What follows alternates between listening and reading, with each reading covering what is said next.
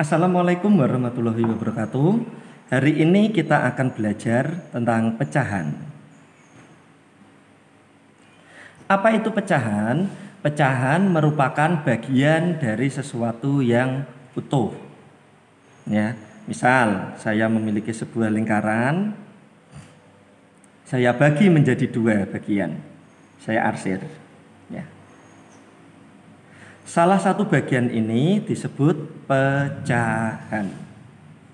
Gitu ya. Nah, pecahan sendiri itu memiliki beberapa jenis. Yang pertama ada pecahan biasa. Contohnya 1/2, pecahan campuran adalah pecahan biasa tambah bilangan bulat ya. Misal 3, 1/2 adalah campuran. Selanjutnya pecahan desimal, yaitu misal 0,25, ada 1,2 ya. Jadi yang berbentuk koma. Dan yang terakhir adalah persen. Contohnya 20%, 40%, dan lain-lain yang ada persennya. Hari ini kita akan belajar tentang pecahan biasa. Bagaimana cara membaca pecahan biasa? Nah, misal saya memiliki sebuah lingkaran, saya bagi menjadi dua bagian. Ya, saya bagi menjadi dua bagian. Saya arsir salah satu bagian. Anggap saja ini sama besar. Nah, yang membagi ini dibagi berapa bagian tadi? Dua bagian. Maka yang bawah atau penyebutnya adalah 2. Nah, yang diarsir berapa bagian? 1. Maka pembilangnya adalah 1. Jadi untuk bagian yang kita arsir di sini besarnya adalah 1/2. Ya. Untuk pecahan sendiri yang atas disebut pembilang, pembilang. Yang bawah disebut penyebut. Nah, contoh lain, saya memiliki sebuah lingkaran. Saya bagi menjadi 4 bagian. Sama dengan, karena dibagi menjadi 4 bagian, maka penyebutnya adalah 4. Saya arsir salah satu bagian. Nah, karena yang diarsir hanya satu bagian, maka pembilangnya 1. Sampai sini sudah paham? Oke, saya beri contoh satu lagi. Saya memiliki sebuah lingkaran lagi. Saya bagi menjadi 4 bagian lagi. Ya, karena dibagi menjadi 4 bagian, maka penyebutnya adalah 4. 1, 2, 3, 4. Selanjutnya saya arsir 2 bagian. Karena yang diarsir 2 bagian, 1, 2, maka pembilangnya 2. Itu tadi cara membaca pecahan. Nah, pecahan 1/4 itu dibaca 1/4. Itu biasa kita sebut 1/4. Sekarang bagaimana kita membandingkan pecahan?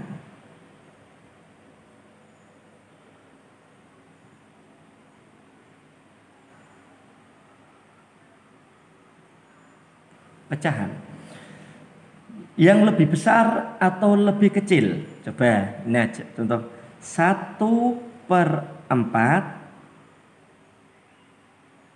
2/4, titik. Kita lihat 1/4 adalah gambar yang ini ya, bagiannya ya segini. Dengan 2/4 gambar yang ini, bagiannya segini. Lebih besar 2/4 ya, lebih besar 2/4. 1/4 hanya segini, 2/4. Maka lebih besar 2/4. Ya. Selanjutnya coba ketika 1/4 dengan 1/2. Ya, kita lihat 1/2 itu besarnya ini setengah, sedangkan 1/4 besarnya hanya gini. Lebih besar 1/2. Nah, kebanyakan kesalahan kita itu melihat dari angka yang terbesar. Karena angka 1/4 ada angka 4-nya lebih besar daripada 1/2, maka kebanyakan mengira 1/4 lebih besar daripada 1/2. Padahal yang benar adalah 1/2 lebih besar daripada 1/4. Kenapa bisa seperti itu? Nah, kita lihat pembilang dan penyebutnya. Ketika penyebutnya sama, 4 dengan 4, maka semakin besar pembilangnya, ya 1 dengan 2 besar 2, maka semakin besar bilangannya. Jika pembilangnya yang sama, ya 1 dengan 1, semakin besar penyebutnya, maka semakin kecil bilangannya. Ya, sampai sini paham ya? Oke, ada contoh lagi, misal 1/3 dengan 1/4. Dikarenakan di sini pembilangnya sama besar, maka semakin besar penyebutnya, maka semakin kecil. Itu. Ini berarti ya yang besar adalah 1/3. Ada contoh lagi, 2/4 dengan 2/3. Ya, ini masih pembilang yang sama. Maka kita lihat penyebutnya saja. Semakin besar penyebutnya, maka semakin kecil. Yang besar adalah 2/3. Kita contoh lagi untuk yang pembilangnya, yang penyebutnya sama, 1/2 dengan 2/2. Karena di sini penyebutnya sama, ya, maka semakin besar pembilangnya, bilangan tersebut semakin besar, ya. Jadi 1/2 dengan 2/2 besar 2/2. Contoh lagi, 3/4 dengan 2/4, ya, ini penyebutnya sama, maka pembilang yang besar yang mana itu adalah yang paling besar. Pembilangnya yang besar 3, maka pembilang yang paling 3/4 lebih besar daripada 2/4. Ya. Itu tadi membandingkan. Bagaimana sekarang jika mengurutkan? Jika mengurutkan, ya kita lihat dari penyebutnya atau pembilangnya yang sama. Misal ada bilangan 1/2 titik koma dengan 2/2 titik koma dengan 4/2 titik koma dengan 3/2. Bagaimana mengurutkannya? Kita lihat dulu yang sama itu penyebutnya atau pembilangnya. Ternyata di sini yang sama penyebutnya. Seperti tadi, ketika yang sama penyebutnya, berarti pembilang yang semakin besar pembilangnya, itu bilangannya berarti semakin besar. Berarti mulai yang paling terbesar adalah 4/2. Nah, selanjutnya adalah 3/2 titik koma adalah 2/2 titik koma, ya, dan yang terakhir paling kecil adalah 1/2. Itu cara mengurutkan. Sekarang kita cari bilangan pecahan senilai. Pecahan senilai. Bagaimana cara mencari pecahan senilai? Itu kita bisa menggunakan cara perkalian atau pembagian. Apa itu pecahan senilai dulu ya? Pecahan senilai adalah pecahan yang nilainya sama atau besarnya sama. Misal contohnya di sini ada pecahan 1/2. Kita ibaratkan dengan lingkaran. 1/2 tadi penyebutnya 2, berarti lingkarannya kita bagi 2. Pembilangnya 1, berarti kita arsir 1 bagian. Ya, dengan bilangan 2/4. Kita buat lingkaran lagi, ya. Penyebutnya 4, berarti kita bagi 4. Sekarang yang diarsir 2 bagian. Nah, bilangan 1/2 dengan 2/4 itu senilai karena besarnya sama. Bisa dilihat ya, ini setengah-setengah. 1/2 dan 2/4 sama dengan senilai. Nah, loh bagaimana bisa terjadi 2/4 kok bisa sama dengan 1/2? Nah, begini caranya. 2/4 dengan 2/4 sama-sama dibagi 2. Kita coba sama-sama dibagi 2 ya. Kalau atas dibagi 2, maka yang bawah dibagi 2. Harus sama. Tidak ada atas dibagi 1, bawah dibagi 1. 2 dibagi 2 sama dengan 1. 4 dibagi 2 sama dengan 2. Nah, 2/4 ternyata ketika sama-sama dibagi 2 menjadi 1/2. Ini menunjukkan bahwa 2/4 itu senilai dengan 1/2.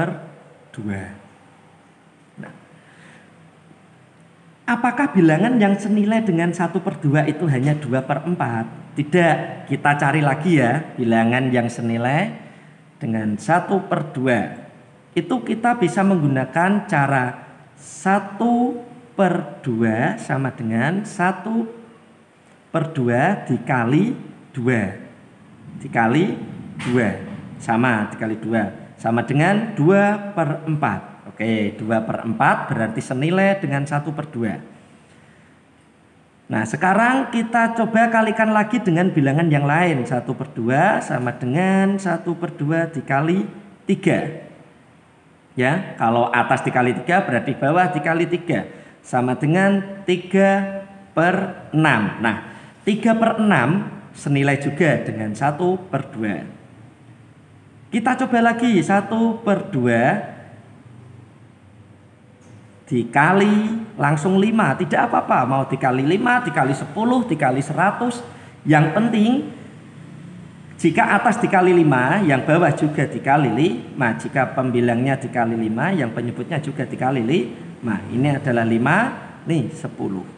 Berarti bilangan 1/2 itu sama dengan 2/4, sama dengan 3/6, sama dengan 5/10 dan seterusnya. Nah, itu kan bilangan kecil. Bagaimana jika kita mencari bilangan yang besar untuk mencari pecahan senilainya? Misal contohnya di sini ada 20 /30. Ya, bagaimana pecahan senilainya? 20 /30 sama dengan jika angkanya besar kita menggunakan pembagian. 10/30 sama-sama dibagi 2 dulu ya. Berarti ini 10, ini 15. Nah, lagi karena angkanya besar coba lagi ya. 20 sama 30. 20 /30 dibagi 3. Dibagi 3 tidak bisa ya, 20 tidak bisa dibagi 3, maka coba dibagi 4. Ternyata sama, tidak bisa. Maka dari itu kita langsung bagi 5. Sama-sama bisa dibagi 5. 20 dibagi 5 sama dengan 4. 30 dibagi 5 sama dengan 6. Nah, coba lagi.